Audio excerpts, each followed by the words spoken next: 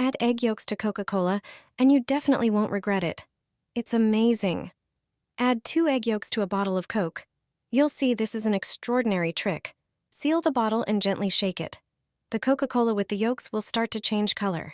Due to the foam and yolks, it will turn a light brown. Before opening it, prepare a blender. There's already some Coke in the blender that I poured out earlier. I have a half-liter bottle of Coca-Cola. Carefully unscrew the cap to let the gas escape slowly. Once it's loosened, pour the contents into the blender. Add a large spoonful of soft butter to the Coke and yolks. Close the blender and mix the butter with the Coke and yolks. Then, add 1½ cups of flour. Add a cup of cocoa powder as well. Close the blender again and mix for 2 minutes. You can use regular cocoa or sweetened cocoa powder. Finally, add a tablespoon of baking powder.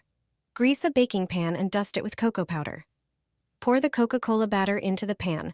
Preheat the oven to 185 degrees Celsius and bake for 20 minutes. It bakes quickly and always turns out great. After baking, just turn it out onto a plate, slice it, and enjoy. Bon appétit!